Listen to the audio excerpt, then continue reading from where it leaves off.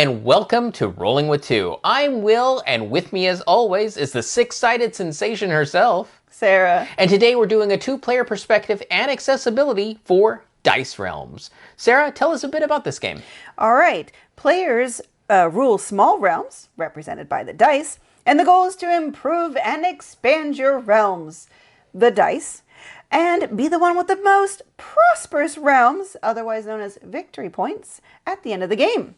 All right, Will, so how do the rules change for two players? So for every player count, the amount of resources, which are the grain, the misery tokens, and the victory tokens, And the extra dice. And the extra dice are all determined by player count. So it's going to be different for a two-player game than, say, a four-player game. Or a three-player game. Or a three-player game. Otherwise, that's about it, because the number of dice faces that are available are just what are available. Right, it's stagnant. Yes. It just stays the same. Right. And there is no official bot. However, there is a fate die that kind of acts as, you would put it, an event randomizer. Right, so a lot of games have an event that comes out at the beginning of the round. It's usually cards in most games. In this one, it's die. It's a die. And so I just kind of see it more as an event, something that affects all players. But Will has feelings that it's more like a bot. Yeah, well, for the most part, it's like an event. But this die has the ability to attack you. And you can defend against it. So that's the only part that I actually feel is like a bot. Otherwise, completely agree with Sarah, it's an event. And even then, if you consider it a bot, it's a bot that's in all player counts. Yes. So beware the season of Nana. All right, so let's take a look at issues for a two-player count. So, for a two-player count, you're going to have to remind me what we thought were the issues. We didn't think of any is the problem. No, think harder. What were they? No, this game doesn't do anything bad at a two-player specific count. That's right. We wrapped our heads around it and tried to think of it in every possible way.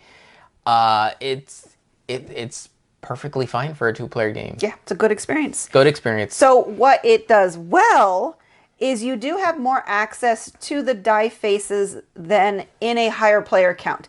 And as we talked about with setup, die faces are the same quantity no matter what the player count. So fewer players means each player has more potential access to more of the die faces. So a lot of them have, I believe, only 8 copies. There's certain base color base, yeah, have more than that. So in a higher player count, if multiple people go after the same strategy, you might actually run out of die faces. In a two-player count, that's a lot less likely, which also means that if you really want to pursue a strong strategy and make your die always roll the side that you want, there's a possibility that you could.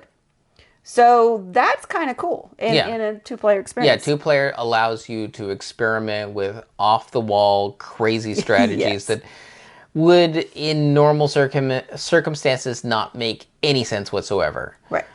So that opens that part up. Right. Very nice. And otherwise, when there is a shortage of something, so most of the game is played simultaneously, except when there's a competition where, like, maybe there's only one extra die left, or only a couple of faces, then you're supposed to go in turn order.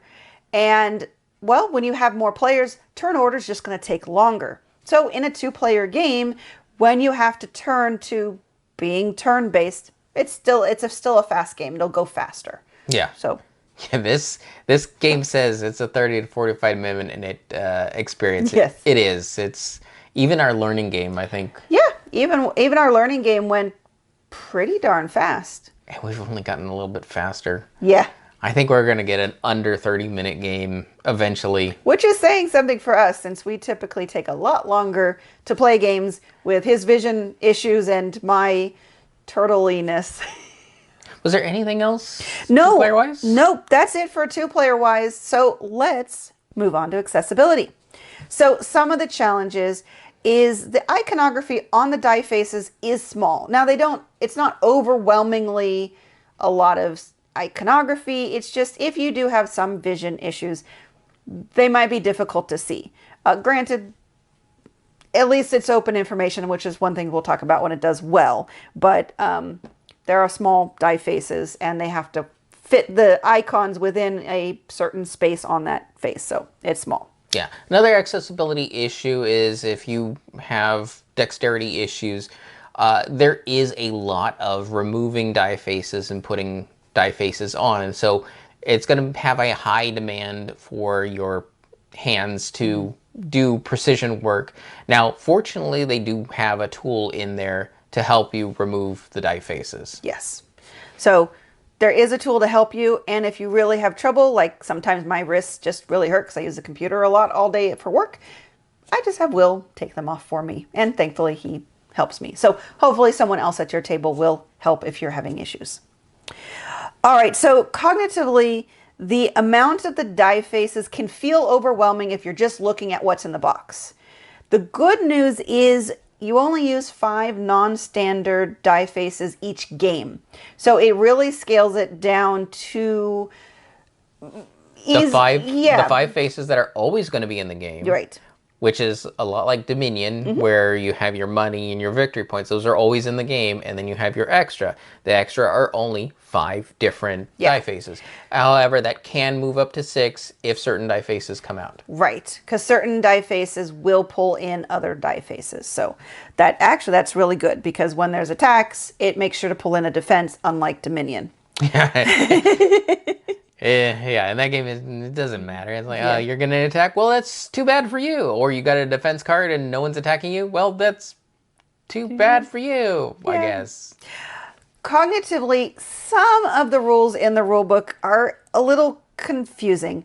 My main issue is they use the word line to describe a grouping of die faces that are meant to be in one group. And they don't capitalize the word line to indicate that it's a keyword. So my brain just struggled with understanding that a line of die faces meant all the associated faces in a group. Yeah, that share the... Yeah, they have an icon. Share a symbol. Yeah, they share a symbol. So multiple faces, especially it's in the colored. So all the white faces do not have any symbol. There's only one of them. There's no line, there's no grouping. They're all white. But when you get to colors, then you usually have 3 different die faces in a line, which means they share a symbol. For me, it's just line was a hard word to grasp. Well, another thing that adds to the cognitive load is not only will they'll say this is a line and it's the land line, right? But every die face, and there's 3 in that line, will have its own name on top of that, adding to the verbiage overload. True. If it was the land line, I understand thematically why you want to have other names. I would have just been better with land level 1, land level 2, land level... Well, they skip 3 and it goes to 4. But I don't know, something simpler for me would have worked. But that's just me. I mean, still having the descriptions, but maybe stick it underneath the whole landline subcategories. Like, this is what it means when you're at the 1 pip, 2 pip, and 4 pip levels. Yeah. And because that's how they actually identify how high of a level a particular dice side is by doing the pips. Now, the pips aren't actually utilized in the game for anything else other than determining how high up level-wise. Well, it does determine victory points at the end of the game. Or you separate your die faces by pip count, and that's victory points. Except for the fact that it's like the 2 pip is 1 point and the 4 pip is 2 point, and so it's not a direct translation. That's true. Like I said, it's just for identifying which level is which, and then based on which level means victory points and what it means. And so lastly, for just accessibility challenges, when you first open this box, you are going to get several bags of die faces that you will have to sort and put into the various trays. There are 3 trays. The base tray, which is always used in every game. And then they tell you to sort all the white faces into one tray and then all the other colored faces into another tray. Once you have that all set up, it's fairly easy to use and you don't have to deal with that again. But that initial setup can be a bit overwhelming. I mean, for me, I'm slow, but it took me about an hour and a half to sort all those pieces. So it's a lot. Okay. So that seems like a lot of bad things, but it's just a lot of different things. Because what it does right is, honestly, the iconography is very clear. It's very straightforward. It's very easy to understand, easy to see. They use like a splash of color. They use simple shapes.